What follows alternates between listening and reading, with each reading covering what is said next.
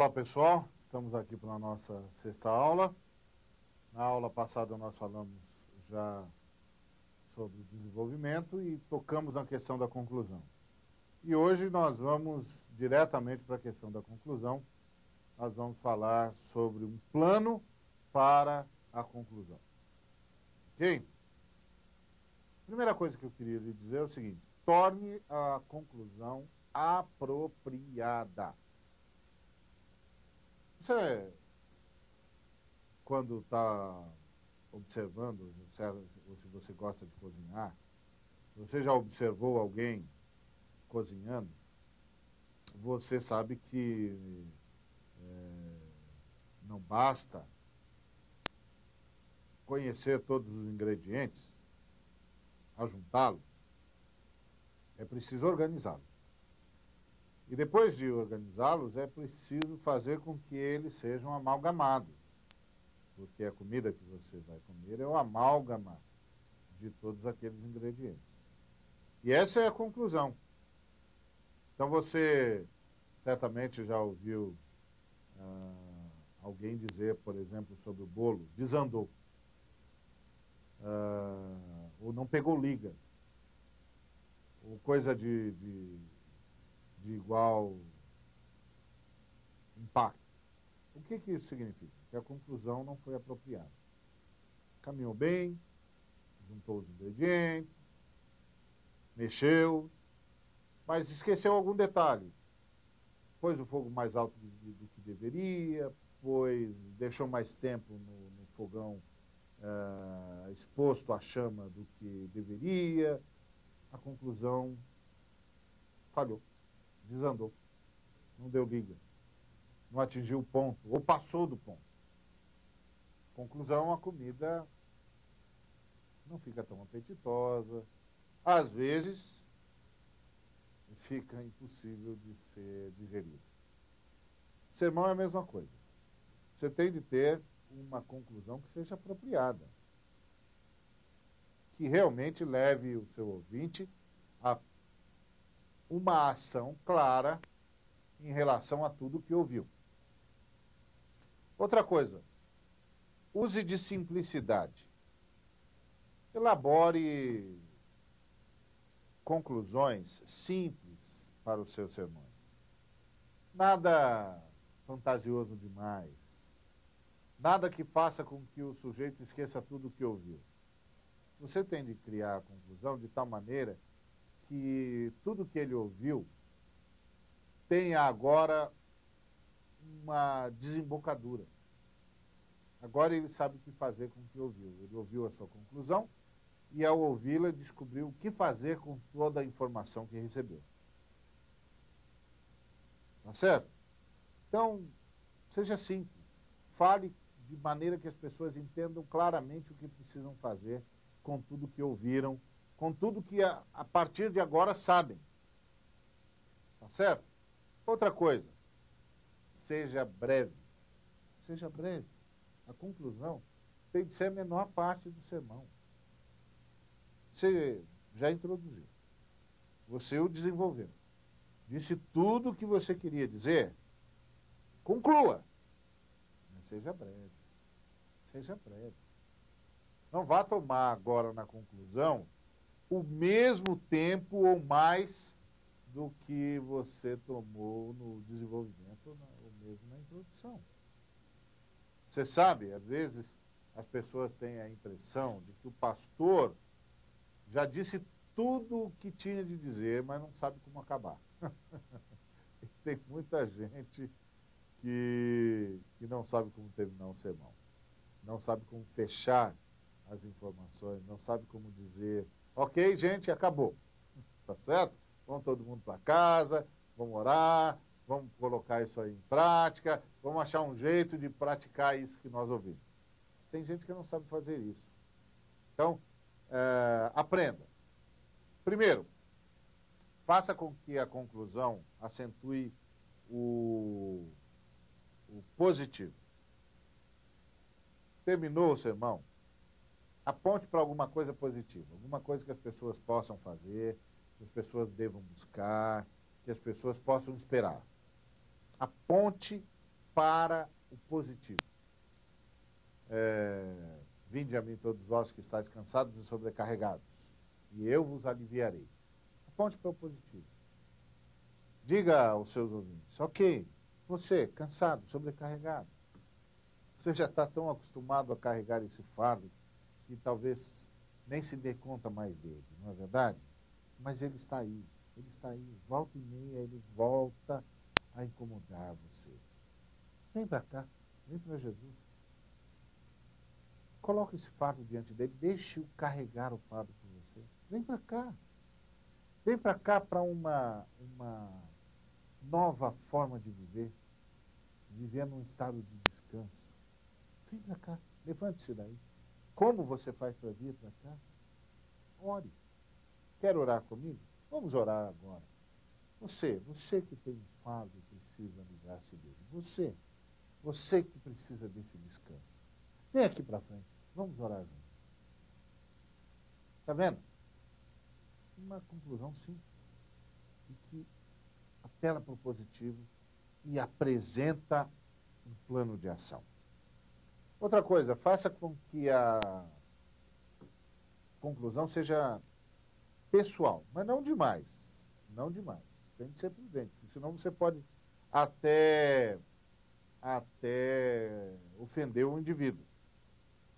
Então você tem de ser prudente, não fique elogiando demais, mas também não seja impessoal. Apresente verdades e deveres à consciência e à vontade daqueles que vão à igreja. Peça-lhes uma postura, peça-lhes um veredito, como se você fosse o advogado. Você sabe, nem todas as mensagens são evangelísticas, mas qualquer que seja o desfecho, qualquer que seja o objetivo final, você tem de levar as pessoas a responderem afirmativamente à mensagem. Elas têm de assumir compromisso. Você pode estar falando até de um tema difícil, mas faça que seja um tema ao qual as pessoas respondam. Respondam positivamente, dizendo, eu irei. Mesmo que seja um tema como, quem quiser me seguir, tome a sua cruz e siga, morra a cada dia. Faça a pessoa tomar uma consciência. Faça-a perceber que morrer a cada dia é viver para a eternidade. Use um tom amoroso. Deixe as pessoas perceberem o amor de Deus para com você e para com eles. Sabe aquela passagem em que Jesus Cristo disse ao jovem rico, vai, vende tudo que tens, doe aos pobres, depois vem e siga-me? Você se lembra qual é a introdução dessa frase de Jesus? A introdução dessa frase de Jesus é a afirmação do evangelista de que Jesus, fitando o jovem, encheu-se de amor por ele. O que quer dizer? Que ainda que o que Jesus Cristo tenha dito ao jovem tenha sido de fato contundente, ele o fez num tom amoroso. Porque, de fato, aquela ordem de Jesus Cristo, vai, vende tudo que tens, dê aos pobres e depois vem e siga-me, não era uma imposição de quem quer arruinar a vida do garoto. Era um ato de amor, porque o garoto tinha feito uma pergunta sincera. Como hei de fazer para herdar a vida eterna? E Jesus deu-lhe uma resposta amorosa, contundente, cheia de verdade, repleta de compromisso, mas amorosa. Faça a mesma coisa.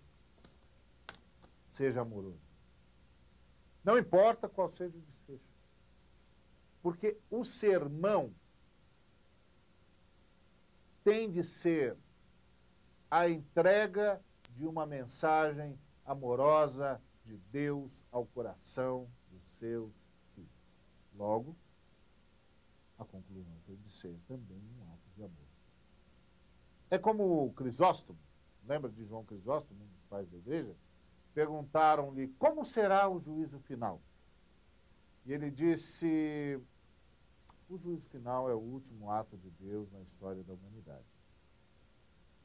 E como Deus é amor, o último ato de Deus na história da humanidade certamente será um ato de amor. Percebe? Você ser amoroso. Agora, há coisas que você deve evitar. Por exemplo, evite fazer conclusões que sejam negativas. Não tem aquela conclusão de, eu não importa o que pensem de mim ou do meu sermão, o importante é que eu trouxe a mensagem que Deus queria que eu trouxesse. Cuidado com isso.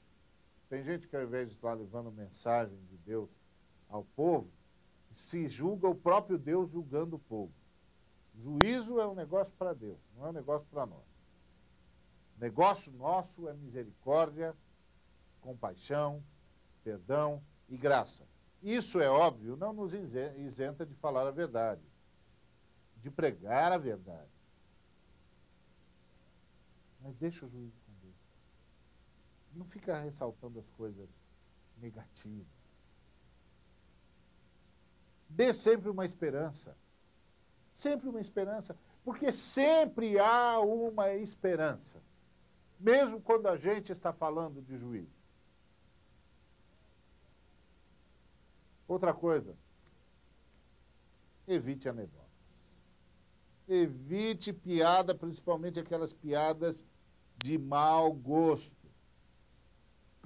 Eu já falei para vocês de um amigo meu que sempre começava o sermão dele com uma piada. E ele sempre achava que a piada é que ia captar a atenção das pessoas. Lê do engano. Agora, tem alguns outros que sempre terminam com uma anedota, com uma piadinha. Não faça isso. Não faça isso. A menos que você seja muito bom. Os grandes pregadores podem, volta e meia, eventualmente, dar-se ao luxo de terminar o sermão com uma piada. Você precisa ser muito bom para fazer isso. Muito bom. Por quê? Porque a piada pode simplesmente dispersar completamente o seu auditório. E eles sequer se lembram do que foi que você disse no dia seguinte. No dia seguinte, eles só se lembram da piada que você contou. Então, evite. Evite. Outra coisa, evite que seja ruidoso demais.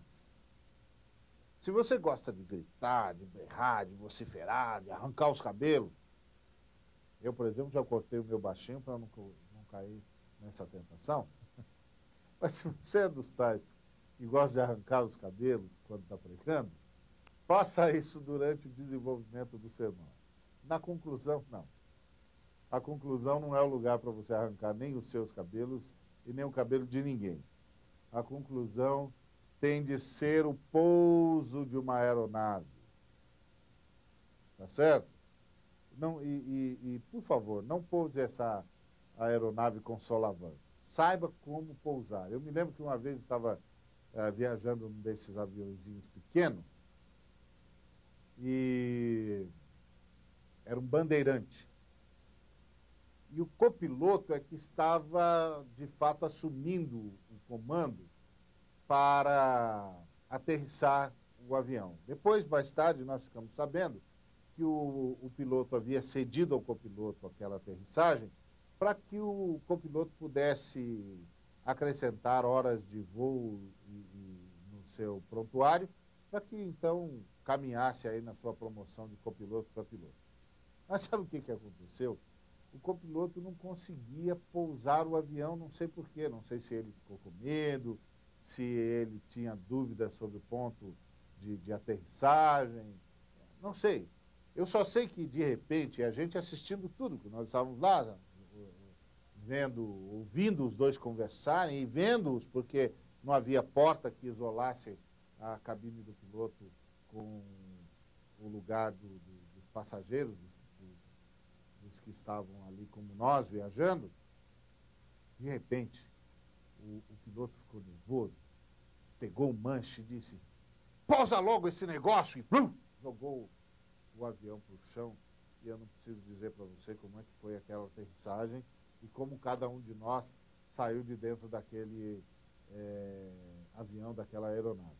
Não faça isso, por favor. Quando você for concluir o seu sermão, não seja ruidoso, não faça solavanco. Agora não é hora para passar por turbulência, meu amigo. Turbulência tem de ficar no desenvolvimento. Agora não é mais hora de turbulência, não. Agora é hora de chamar o sujeito à reflexão, de chamar o sujeito a uma tomada de posição. Então, não seja ruidoso. Tá certo? Outra coisa. Nunca acrescente nada de novo impulsivamente. Você sabe aquele pregador que, quando está chegando no fim do sermão, é a hora da conclusão, ele inventa um assunto novo.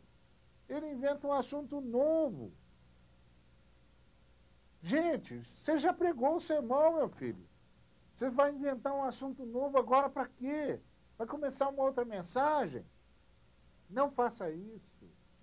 Tem pregador que faz isso, ele vai indo muito bem, o desenvolvimento está jóia, está tudo bem. Quando chega na conclusão, ele começa a falar da conclusão e, de repente, a conclusão o faz lembrar-se de alguma outra coisa que ele sabe, que ele viu ou que ele ouviu.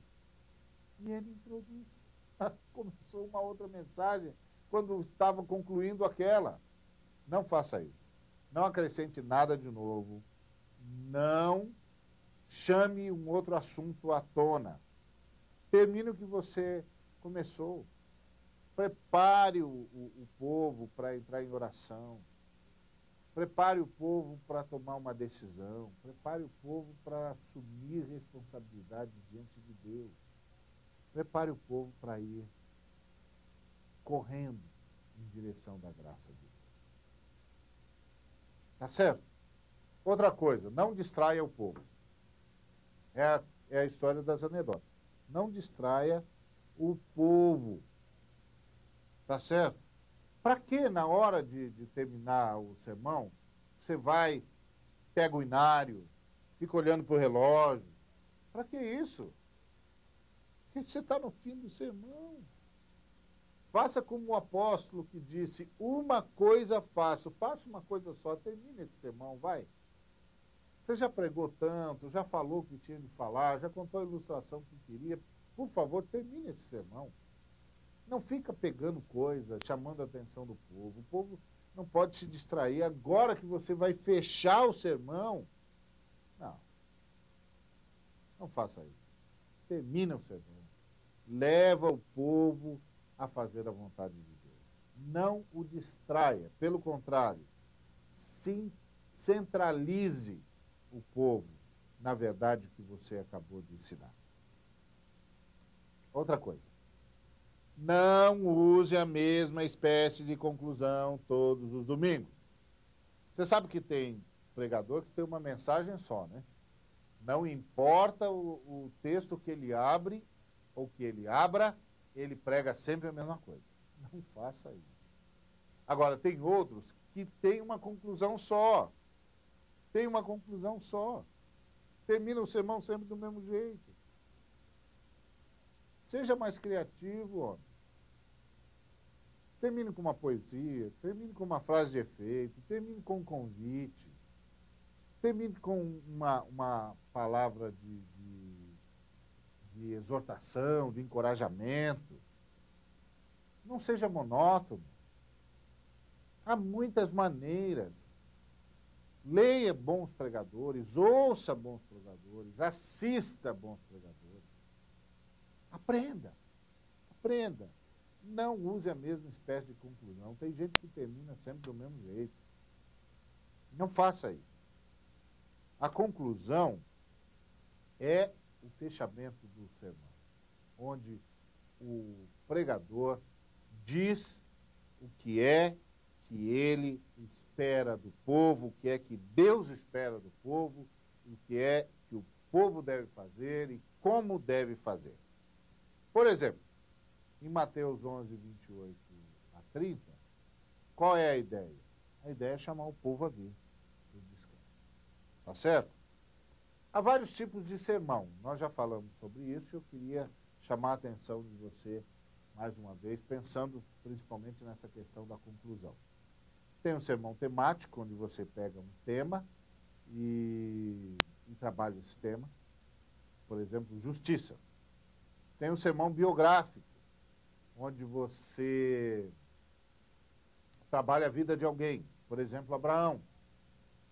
Tem um sermão expositivo, onde você pega o texto e expõe.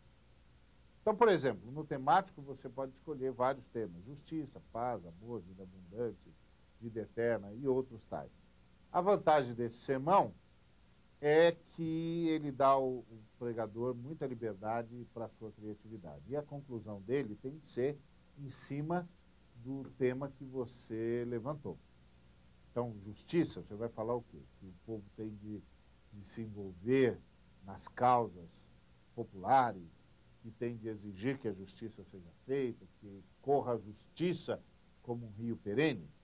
É isso que você quer dizer? Então a sua conclusão tem de levar para isso. No biográfico, você vai usar a história contida. Por exemplo, você vai falar de Abraão. Então você pega lá Gênesis 22, quando Abraão entrega o seu filho Isaque a Deus como holocausto. E aí você aproveita aquilo lá para falar sobre toda a vida de Abraão e explicar para o povo como foi que o Abraão chegou ali onde chegou, com aquela capacidade de obedecer a Deus, com aquela estatura espiritual. Tá certo? É um sermão a partir da biografia dele. Já o sermão expositivo, não. O sermão expositivo é um sermão onde você vai, de fato, explorar o texto. Quer ver? Vamos ver um exemplo de sermão expositivo e um exemplo de conclusão no sermão expositivo. O texto é João, capítulo 2, do versículo 1 ao versículo 11, que é a festa em Caná da Galileia, onde Jesus realiza o seu primeiro milagre. Você sabe que Jesus estava lá, ele havia sido convidado com seus discípulos, a sua mãe também estava lá, e que acabou o vinho. Acabou o vinho e a mãe veio falar com ele, dizendo-lhe: acabou o vinho. E ele disse: mulher, que tenho eu contigo? Mas mesmo assim ela insistiu, e a insistência dela acabou fazendo com que a festa recomeçasse. Então vamos pensar nesse texto de modo expositivo. Por exemplo, você começa dizendo: 3 dias depois houve o casamento em Caná da Galileia, achando-se ali a mãe de Jesus. Ora, gente, casamento em Israel era uma celebração que durava dias, pois significava o enlace de 2 famílias. No passado, era a maneira pela qual a terra era mantida sob posse das tribos. Via gente de todo lugar, era uma festança. Jesus também foi convidado com seus discípulos para o casamento. E eis a primeira dica que esse texto nos ensina: Jesus combina com festa. Aliás, ele disse que veio para que a nossa vida fosse uma festa. Quem crer em mim, disse ele, como diz as Escrituras, do seu interior fluirão rios de água viva. É uma festa maravilhosa, porque não depende do que acontece do lado de fora, mas do lado de dentro da gente. A marca da vida cristã é essa alegria da salvação. Jesus estava lá naquela festa porque Jesus combina com festa. Tendo, porém, acabado o vinho, a mãe de Jesus lhe disse: eles não têm mais vinho. Aqui temos uma segunda dica nesse texto. Às vezes o vinho acaba. Meu amigo, minha irmã. A alegria pode ir embora por diversos motivos: pecado, sofrimento, decepção, etc. A alegria da gente, a alegria da salvação, embora Jesus combine com a alegria, embora Jesus tenha vindo para a gente ser alegre, às vezes a alegria vai embora. Vai embora mesmo. Se peca, perde a alegria da salvação. O sofrimento tira a alegria, porque todo mundo cansa de sofrer, né? E as decepções, às vezes acreditamos num pastor e ele falha, acreditamos num irmão e ele falha, acreditamos em gente acima de qualquer suspeita e eles falham. Bom, não importa o motivo. A única forma de ver a alegria restaurada é procurar Jesus, porque só ele pode reverter o quadro. É preciso abrir-lhe o coração. Não importa se a culpa pela tristeza é ou não da gente. Em vez de imitar Adão, que fugiu, temos de imitar Maria, que foi procurar Jesus. Essa é a segunda dica que esse texto nos dá. Mas Jesus, diante de Maria, disse: mulher, que tenho eu contigo, ainda não é chegada a minha hora. E essa é a terceira dica que aprendemos nesse sermão, que são várias dicas para que a nossa vida seja uma festa. E a terceira dica é a seguinte: Jesus tem as suas próprias prioridades, sabia? Ao procurar Jesus, a gente tem de entender que Jesus tem as suas próprias ênfases. Lembro-me de uma ilustração criada pelo pastor Bob Moon, pastor batista de São Paulo. E a ilustração dizia o seguinte: um homem adquiriu uma fazenda e contratou um caseiro. Algum tempo depois, precisando fazer uma longa e demorada viagem, disse ao caseiro que tudo o que o caseiro precisasse bastava pegar na cidade em seu nome, que assim que ele voltasse da viagem, acertaria com os credores. E aí partiu. Tempos depois retornou, indo direto para a fazenda, óbvio. E qual não foi a sua surpresa quando, ao entrar na fazenda, perceber que tudo estava abandonado e em ruínas. A sua casa, inclusive, tinha sido invadida e destruída pelos animais. Desesperado, correu para a casa do caseiro. Ao aproximar-se da casa do caseiro, começou a perceber a diferença. A casa tinha sido aumentada. Estava linda. Tinha antena parabólica e um carro novo na garagem. E ao entrar, sabe o que ele encontrou? Encontrou o caseiro confortavelmente sentado diante de uma dessas TVs gigantes.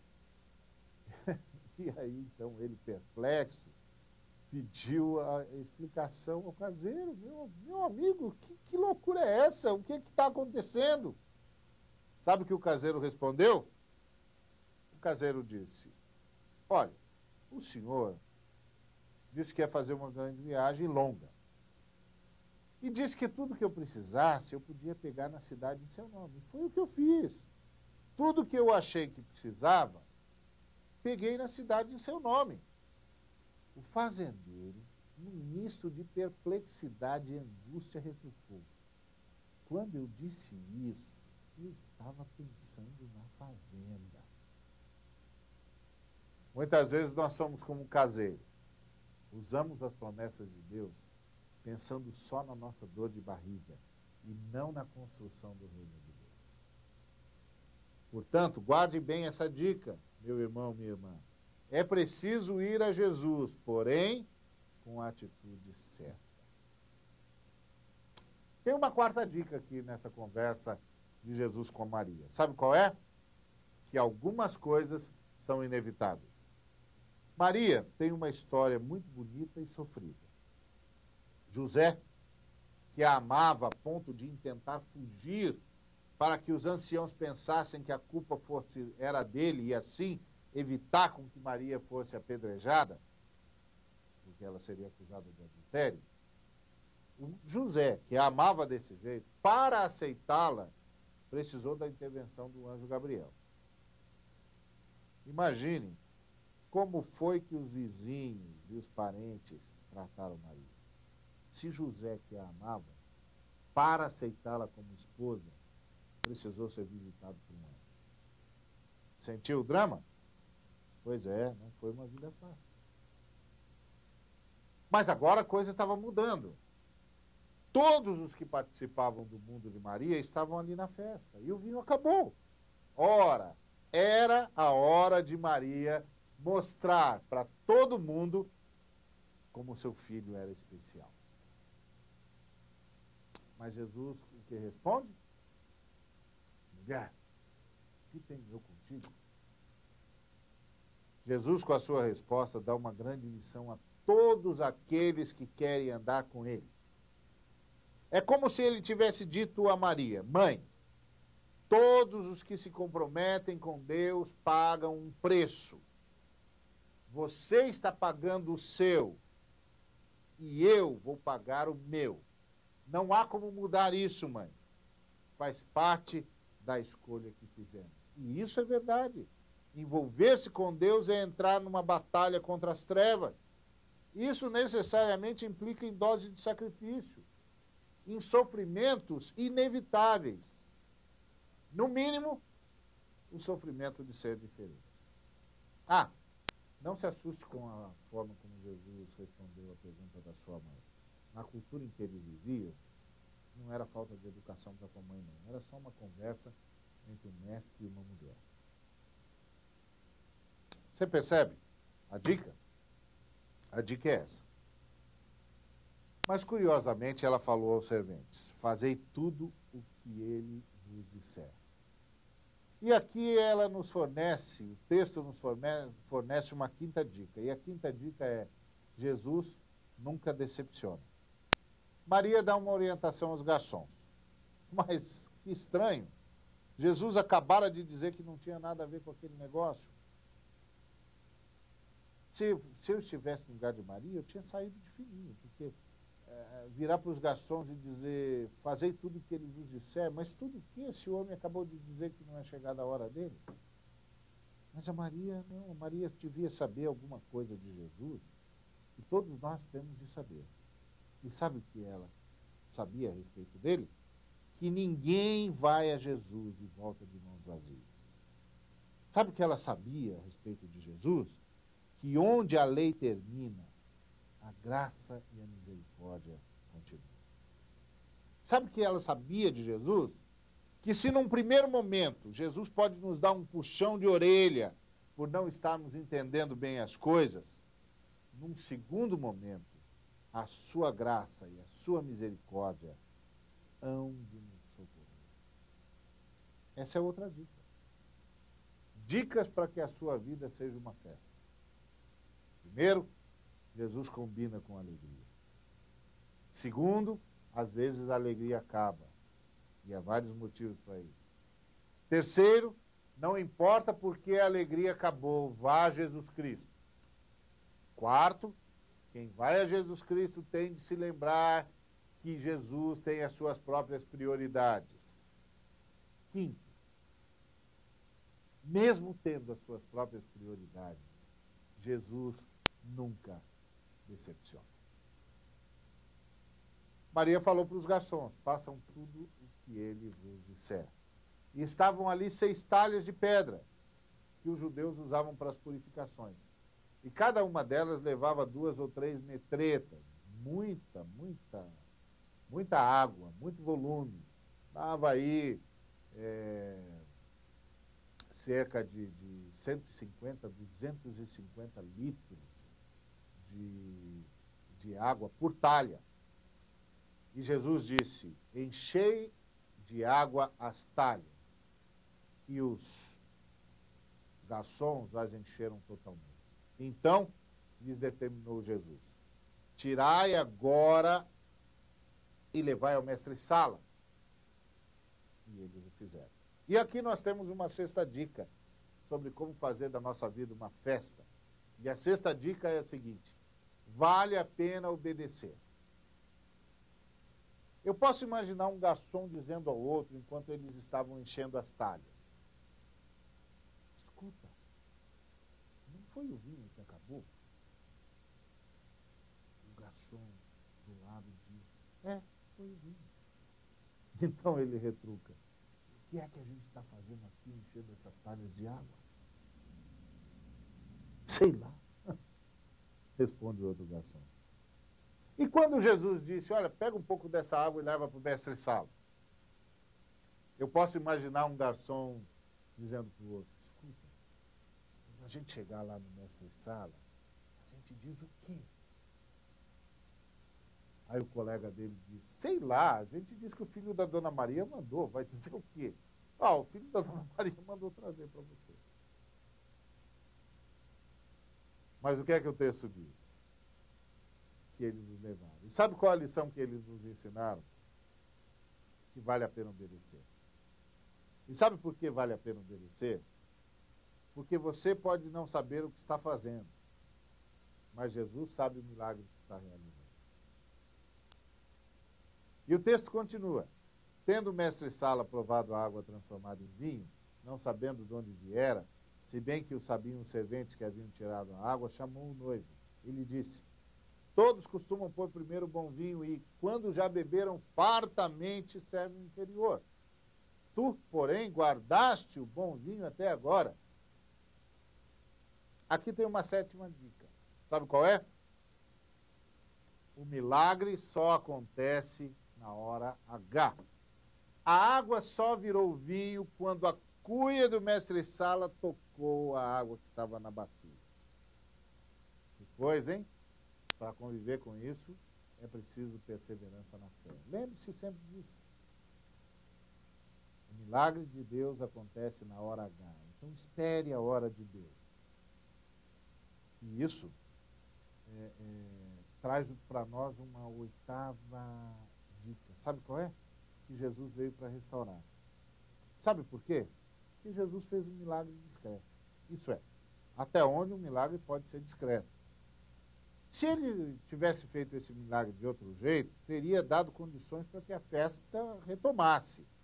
Porém, às custas da exposição dos noivos e de seus familiares. Imagina, Jesus podia ter dito aos garçons, olha, encham as talhas de água e depois tragam-nas para mim. Aí lá vem os garçons com 6 talhas de água, cada uma com 150, 200 litros. Aí Jesus se levanta no meio da multidão e faz uma oração e transforma a água em vinho. Teria devolvido a alegria para a festa? Teria. Mas teria denunciado o fato de que o vinho tinha acabado. Teria exposto os noivos e os pais dos noivos a uma vergonha desnecessária. E Jesus não veio para isso. Jesus disse que não veio esmagar a cana quebrada e nem apagar o pavio que ainda solta uma fumacinha que seja. E essa é a oitava dica. Jesus veio para restaurar. Fique atento aos milagres discretos de Deus. O negócio de Jesus não é expor o pecador, é perdoá-lo e restaurá-lo, para que a sua vida volte a ser uma festa. E tem uma outra dica. Sabe qual é? Que Jesus não só retoma a festa, Jesus aprofunda a festa. Sabe por quê? Porque Jesus não apenas transformou a água em vinho, mas transformou-a num vinho muito superior. Jesus é assim mesmo. Jesus nos faz retomar o primeiro amor e aprofunda-o para que ele seja mais resistente às tentativas de furo no barril, no tonel. Gente, essas dicas fazem com que a nossa vida seja uma festa. Isso se a gente observá-las. Aliás, tem uma outra dica. Sabe qual é? Jesus abençoa abundantemente. Na soma daquelas talhas, havia muito mais do que 600 litros de capacidade. Jesus é assim mesmo. Ele nos dá muito mais do que pensamos ou pedimos. A alegria foi embora? Vá falar com Jesus. Vá falar com Jesus. Aprenda o seguinte. Se Jesus for o principal convidado da vida da gente, nada está perdido. Se Jesus for o principal convidado da vida da gente, sempre dá para começar de novo. Você vê? Jesus era o único candidato, ou melhor, o único convidado. Acho que é essa questão das eleições, né? Eu já estou falando em candidato. Jesus era o único convidado que não podia faltar naquela festa. Conclusão.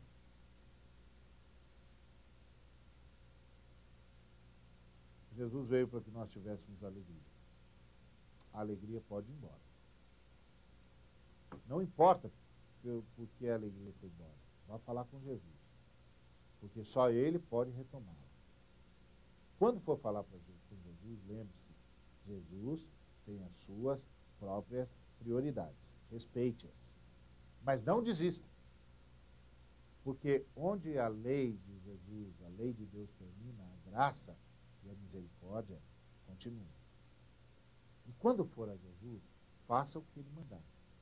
Mesmo que o que Ele mande não parece ter muito sentido. Acabou o vinho, manda encher as talhas de água. Qual é o sentido disso? Não importa. Você pode não saber o que está fazendo, mas Jesus sabe o milagre que está realizando. Outra coisa, obedeça até o fim. Obedeça até o fim. Porque o milagre só acontece na hora H. Certo? Quando a cuia do mestre-sala toca a água que está na bacia. Outra coisa. Fique atento. Os milagres de Jesus são discretos. Às vezes você pode pensar que Jesus não está trabalhando na sua angústia, na sua dificuldade, na sua dor. Está sim. Muitos milagres de Jesus são discretos. Sabe por quê? Porque Jesus não veio para expor você, veio para restaurar você. Guarde isso no coração. A única coisa que não pode deixar de acontecer na sua vida é Jesus ser o convidado especial da sua existência. Não importa o que aconteça com você. Se Jesus for o convidado especial da sua existência, sempre dá para começar de novo. Creia em Jesus Cristo. Ele está sempre operando um milagre em seu favor. Vá a Ele. Vá a Ele. E que Deus o abençoe. Você percebeu como eu concluí? Você viu que eu usei o expediente da alegoria, embora seja um sermão expositivo, mas eu usei para aplicar na vida das pessoas. Alegorizar é quando você pega um elemento cujo significado pode remeter para uma outra realidade e o usa com um significado mais imediato. Por exemplo, vinho igual a festa, igual a alegria de viver. Você observou a ilustração da fazenda? O seu objetivo é clarificar um ponto para que qualquer dúvida possa ser dirimida.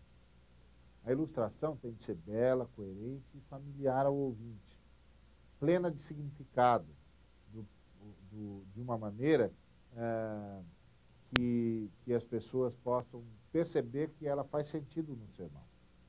Tá certo? Ela não pode ocupar o lugar do sermão, ela tem de ajudar o sermão. Ela não pode ser mais forte, mais significativa do que o sermão. Ela está lá para ajudar na compreensão do sermão. E a conclusão, você viu que eu fiz a conclusão da recapitulação? Só que na recapitulação eu levei o camarada a andar em frente. Vai embora. Acredite. Vá a Jesus. Lembre-se. Pode acontecer com você também. A sua alegria pode vazar, pode acabar. A gente não sabe exatamente os motivos às vezes. Às vezes é o pecado, às vezes é a decepção, às vezes é o sofrimento. Não importa. Vá a Jesus Cristo. Ele veio para que a nossa vida fosse uma festa contínua. Ele disse, eu vim para que tenhais vida e a tenhais em abundância. Você percebe? Que Deus te abençoe.